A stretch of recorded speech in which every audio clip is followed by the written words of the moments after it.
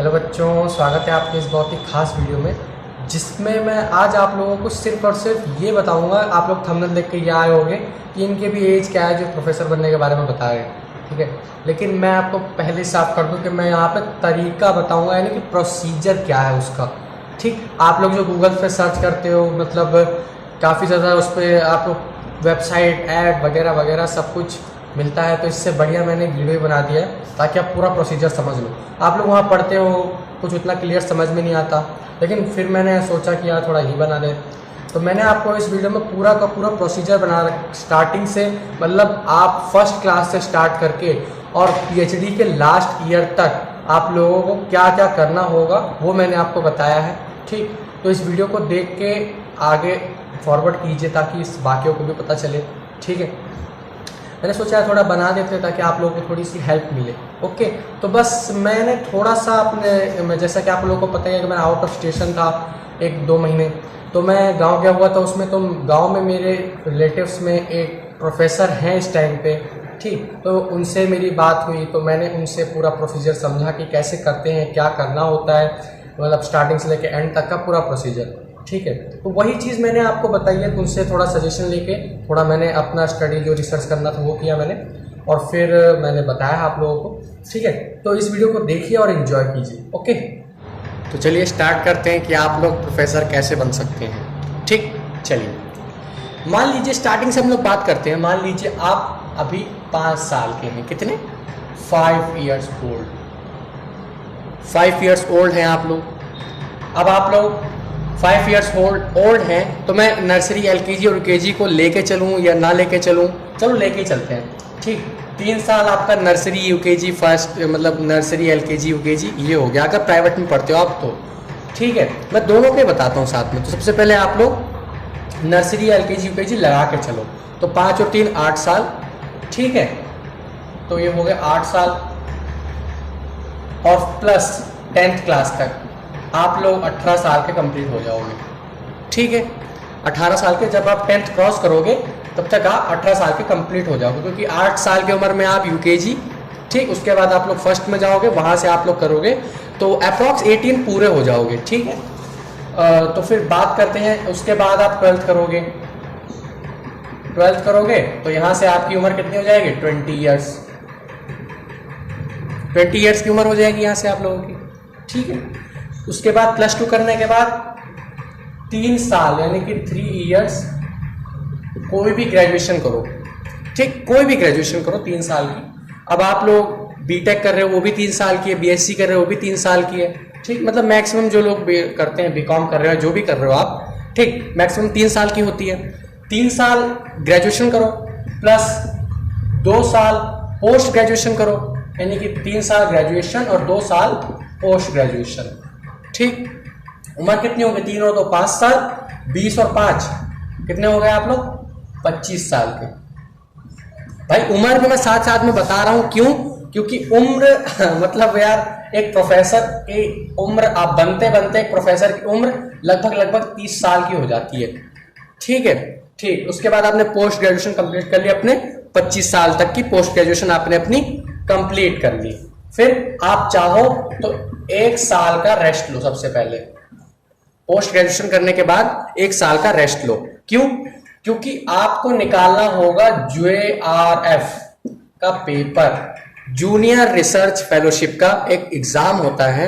आप लोगों को एक तरीके से आप लोग समझ लो कि एंट्रेंस एग्जाम समझ सकते हो आप इसे, लेकिन एंट्रेंस एग्जाम है नहीं, ठीक है। JRF का पेपर जब आप निकालते हो, जूनियर रिसर्च फेलोशिप का, ठीक, अच्छे मार्क्स से, तो आप लोग उस टाइम अगर पीएचडी करोगे, JRF का पेपर निकालने के बाद आप पीएचडी अगर करते हो, ठीक। प्रोफेसर बनने के लिए पीएचडी करना बहुत जरूरी है, ठीक। बिना पीएचडी के आप प्रोफेसर नहीं बन सकते। JRF अगर आपने निकाल लिया है तो आपको पीएचडी के 5 साल की पीएचडी होती है, मैं आपको बता दूं, 5 ईयर्स, 5 साल की पीएचडी होती है, ओके। और 5 सालों में आपको पर मंथ 35 to 40,000 रुपीज आप लोगों को पर मंथ मिलेंगे। अगर आपने JRF का पेपर निकालने के बाद पीएचडी डाली है तो बस। अगर आप JRF का पेपर नहीं निकालते हो तो आपको पीएचडी के दरमियान कुछ भी नहीं मिलेगा, 1 फूटी कौड़ी भी नहीं मिलेगी, ठीक। अगर आपने जेआरएफ का पेपर निकाला तो आपको 35 से 40,000 रुपीज पर मंथ आपको स्कॉलरशिप मिलेगी, ठीक है, जिस भी कॉलेज से आप करोगे। ओके, सो पीएचडी कर लिया आप लोगों ने 5 साल की।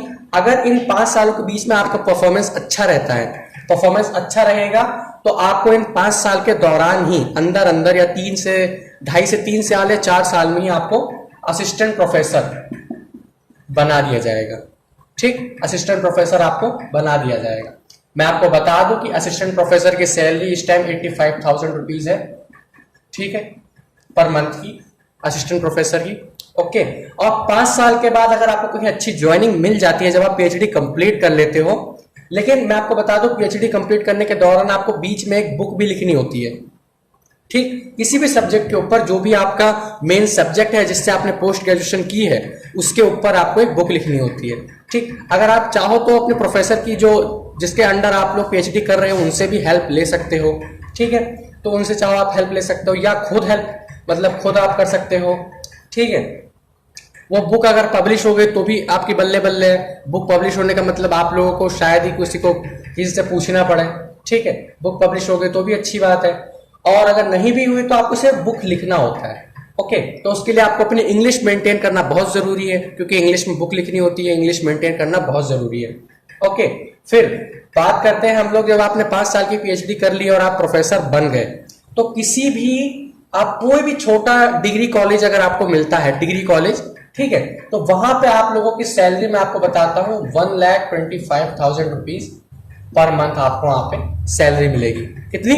प्रोफेसर की 1,25,000 रुपीज, ठीक है। और प्रोफेसर के अंडर 4 असिस्टेंट प्रोफेसर आते हैं, प्रोफेसर के अंडर 4 असिस्टेंट प्रोफेसर भी आते हैं। आप लोगों को अपना एक कैबिन मिलेगा, एक कैबिन, पर्सनल कैबिन मिलेगा आप लोगों को जब आप प्रोफेसर बन जाओगे। आप जैसे ही वहां पे अपने कैबिन में जाओगे, कैबिन के अंदर आपके जितने भी आपके असिस्टेंट प्रोफेसर यानी कि 4 असिस्टेंट प्रोफेसर आपके अंडर होते हैं, ठीक, आपको उनको सिर्फ और सिर्फ गाइडेंस देनी है, बस आपको पढ़ाना नहीं होता। आप चाहे तो एक बार 2 बार मतलब जैसे एक पर सेमेस्टर वाइज आप एक बार उनसे मिल सकते हैं, ठीक, या ना भी चाहे तो आप कोई जरूरत नहीं है, लेकिन आपको मिलना चाहिए, ये अच्छी बात है, ठीक। तो 4 असिस्टेंट प्रोफेसर आपको सिर्फ उनको गाइड करना होता है कि उन्हें क्या कराना है, बस, ठीक है। तो एक कैबिन मिलेगा आप लोगों को बढ़िया अच्छा सा। दूसरी चीज, मान लीजिए अगर आपकी जो प्रोफेसरी है वो काफी मतलब लोगों को अच्छी लगी, गवर्नमेंट को अच्छी लगी, और मान लीजिए आपको डीयू में प्रोफेसर बना दिया गया। डीयू तो आप लोग जानते होंगे, अरे भाई दिल्ली यूनिवर्सिटी यार, जानते तो हो ही। डीयू में अगर आपका लग गया ना तो भाई साहब मैं आपको बताऊं 3,25 यानी 3,25,000 रुपए आपको सैलरी मिलेगी, ठीक है। तो ये आप लोग सोच लो कि इतना सब कुछ पढ़ने के बाद आपको 3,25 और 1,25 मिलेगा और ये 85,000 रुपए मिलेगा, ठीक है, इतना सारा कुछ पढ़ने के बाद, ठीक है। तो आप लोग यार मतलब मैं आपको सिर्फ बता रहा हूं कि कैसे बना जाता है, यानी कि प्रोसीजर क्या है उसका, ठीक है। तो ऐसा सब पढ़ने के बाद आप मान लो डीयू में प्रोफेसर बन गए। डीयू में ही नहीं, मान लो जहाँ पे आप लोग किसी भी छोटे डिग्री कॉलेज में आप लोग पढ़ा रहे हो, ठीक, प्रोफेसर के मतलब आप प्रोफेसर हो किसी भी डिग्री कॉलेज में, तो वहाँ पे आप लोगों को मिलेगा एक कैबिन। और अगर प्रोफेसर के दौरान जब आप प्रोफेसर हो और आपकी परफॉर्मेंस अच्छी है तो आपको उस कॉलेज का डीन भी बनाया जा सकता है, ठीक। डीन मतलब कुलपति, यानी कि जैसे मैं कहूँ मालिक कह सकते हो आप लोग यार प्रोफेसर का, ओह सॉरी यूनिवर्सिटी का या किसी भी कॉलेज का, ठीक है, मालिक कह सकते हो। तो अगर आपकी मतलब अच्छा हुआ तो आपको वहाँ का कुलपति भी बना सकते हैं इसके दौरान, और कुलपति की सैलरी 4 लाख रुपए, ठीक। ओ फिर तो यार वो मालिक ही हो जाता है यार कॉलेज का, फिर आप लोग खुद ही सोचो, ठीक है। आई होप सो आप लोगों ने HC वर्मा का नाम जरूर सुना होगा। HC वर्मा फिजिक्स के बहुत अच्छे टीचर, यानी कि वो IIT कानपुर के कुलपति रह चुके हैं, ठीक है। तो आप लोग सोच सकते हो, उनकी खुद की बुक है जो फर्स्ट ईयर और सेकेंड ईयर के लिए काम आती है फिजिक्स में, यानी कि 11th और 12th की उनकी बुक्स हैं, आप लोग चाहे तो उन्हें देख सकते हैं, ओके। उनकी जो बुक है उन्होंने ठीक 12 साल पहले वो बुक लिखी थी। कितने साल पहले? 12 से 13 साल पहले। और उनकी जो वो बुक पब्लिश होने के बाद आज तक रिकॉर्ड बना रखा है उस बुक ने कि उसमें एक भी क्या कहते हैं एडिशन नहीं किया गया या एक भी कोई चीज हटाई नहीं गई, यानी कि मेरे कहने का मतलब है कोई भी एडिटिंग नहीं की गई उस बुक में। ठीक है, तो आप लोग देख सकते हो कि कितनी अच्छी बुक लिखी होगी उन्होंने। तो एस सी वर्मा का नाम आप लोगों ने सुना हो या ना सुना हो, लेकिन बहुत अच्छे टीचर थे वो साइंस फिजिक्स के। ठीक है, तो ये था छोटा सा मतलब प्रोसीजर। तो आप लोगों की मैं बता रहा था 25 साल यहाँ पे, उसके बाद 5 साल आप पीएचडी करोगे, जीआरएफ निकालने के 1 साल निकालोगे तो 26 साल के हो जाओगे। 5 साल पीएचडी करोगे अगर निकल गया, निकलने के बाद पीएचडी किया आप लोगों ने, पीएचडी की, उसके बाद फिर आप कितने साल के हो गए? 31 साल के। 31 साल के आप लोग हो गए। 31 साल के होने के बाद आप लोगों को ये सब मिलना स्टार्ट हो जाएगा, यानी कि आप लोगों को 31 साल तक जम के मेहनत करनी है अगर ये सब आपको करना है तो। अब बात करते हैं, जैसे कि मैंने आपको बताया था कि आप ये 3 साल यहां से हटा भी सकते हो। ठीक, 3 साल ये हटा सकते हो आप लोग। तो 3 साल यहां से हटा दो तो 31 - 3 यानी कि आप 28 साल, यानी कि 28 साल आप लोग जम के मेहनत कर लो तो आपकी लाइफ बिल्कुल सेट हो जाएगी। ठीक है, तो ये था छोटा सा सॉरी छोटा नहीं कह सकते इसे, बहुत बड़ा सा प्रोसीजर, किसको क्या बनने के लिए? प्रोफेसर बनने के लिए। ओके, सो ये सारी चीजें थी, मैंने आपको बता दी, आप लोग इन्हें फॉलो करेंगे, आप लोग 100% अपनी मेहनत के बलबूते पर प्रोफेसर बन सकते हो। ठीक, ये सिर्फ प्रोसीजर था। ओके, सो पढ़ाई करते रहिए, ऑल द वेरी बेस्ट।